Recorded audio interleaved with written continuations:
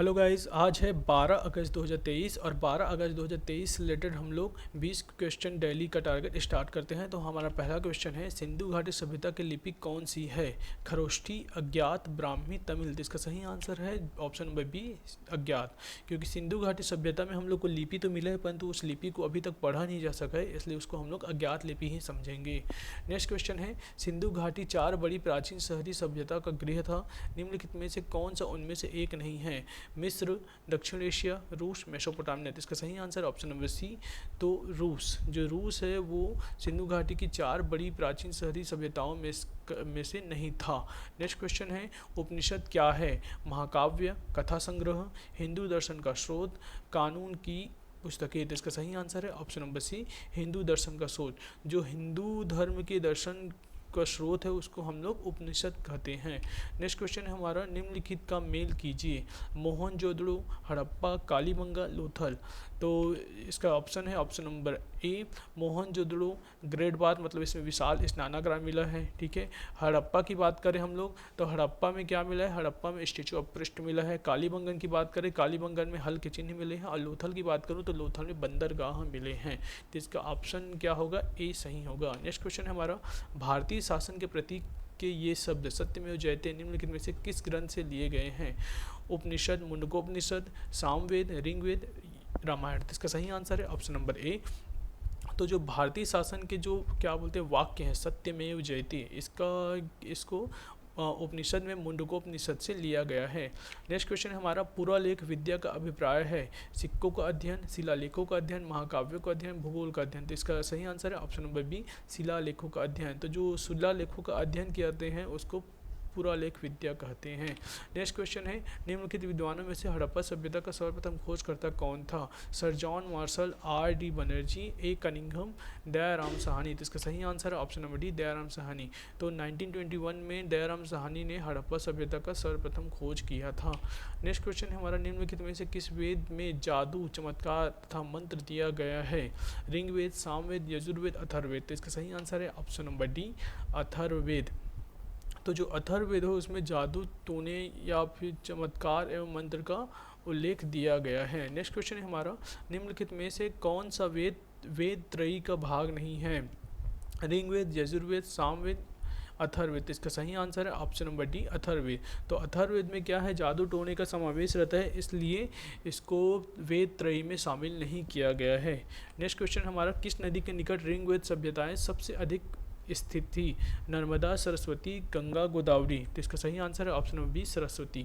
ठीक है। तो सरस्वती नदी के निकट ऋग्वेद सभ्यताएं सबसे अधिक स्थित थी। नेक्स्ट क्वेश्चन है हमारा, हड़प्पाई स्थल मांडा किस नदी के किनारे स्थित था? चिनाब, सतलज, रावी, सिंधु। तो इसका सही आंसर है ऑप्शन नंबर ए, चिनाब। तो जो चिनाब नदी के मतलब किनारे जो स्थित था शहर, उसको मांडा शहर था। नेक्स्ट क्वेश्चन हमारा, निम्नलिखित में से किस हड़प्पा केंद्र के बारे में माना जाता है कि मेसोपोटामिया के साथ सीधा समुद्र व्यापार था? धौलावीरा, लोथल, कोटदीजी, रोपड़। तो इसका सही आंसर है ऑप्शन नंबर बी, लोथल। ठीक है। तो जो लोथल था वो हड़प्पा केंद्र के बारे में यह माना जाता है कि मेसोपोटामिया के साथ सीधा समुद्र व्यापार था, क्योंकि यहाँ पे बंदरगाह भी मिले हैं। ठीक है। नेक्स्ट क्वेश्चन हमारा, हड़प्पा किस नदी के किनारे पर स्थित है? गंगा, रावी, यमुना, सिंधु। तो इसका सही आंसर है ऑप्शन नंबर बी, रावी। तो जो हड़प्पा थी वो रावी नदी के किनारे स्थित थी। नेक्स्ट क्वेश्चन है, ऋग्वेद का कौन सा मंडल पूर्णतः सोम को समर्पित है? 7वां मंडल, 8वां मंडल, 9वां मंडल, 10वां मंडल। तो इसका सही आंसर है ऑप्शन नंबर सी, 9वां मंडल। तो जो 9वां मंडल है वो ऋग्वेद के सोम को समर्पित है। नेक्स्ट क्वेश्चन हमारा, किस जिले में मोहनजोदड़ो स्थित है? लड़काना, मोंटगोमरी, सिंध, उधमपुर। तो इसका सही आंसर है ऑप्शन नंबर ए, लड़काना। तो पाकिस्तान के लड़काना जिले में जो मोहनजोदड़ो है वो स्थित है। नेक्स्ट क्वेश्चन हमारा, भारत में वर्ण व्यवस्था किस लिए बनाई गई थी? श्रमिक गतिहीनता, श्रम की गरिमा को मान्यता देने, आर्थिक उत्थान, व्यवसाय श्रम विभाजन। तो इसका सही आंसर है ऑप्शन नंबर डी, व्यावसायिक श्रम विभाजन। तो जो वर्ण व्यवस्था होती है उसको व्यवसाय के आधार पर अलग अलग बांटा गया था, तो इसलिए उसको व्यावसायिक श्रम विभाजन बोल सकते हैं। नेक्स्ट क्वेश्चन हमारा, निम्नलिखित में से किस हड़प्पा कालीन स्थल से हल का टेराकोटा प्राप्त हुआ? धौलावीरा, बनावली, हड़प्पा, लोथल। इसका सही आंसर है ऑप्शन नंबर बी, बनावली। तो जो बनावली हड़प्पा कालीन स्थल था वहाँ पे हल के टेराकोटा प्राप्त हुए हैं। नेक्स्ट क्वेश्चन है हमारा, भारतीय संविधान का उद्गम किसमें खोजा जा सकता है? ऋग्वेद की संहिता में, यजुर्वेद की संहिता में, सामवेद की संहिता में या फिर अथर्ववेद की संहिता में? तो इसका सही आंसर है ऑप्शन नंबर सी, सामवेद की संहिता में। इसमें भारतीय संविधान के उद्गम को खोजा जा सकता है। नेक्स्ट क्वेश्चन हमारा, आरंभिक वैदिक काल में वर्ण व्यवस्था आधारित थी, शिक्षा पर, जन्म पर, व्यवसाय पर, प्रतिभा पर? तो इसका सही आंसर है ऑप्शन नंबर सी, व्यवसाय पर।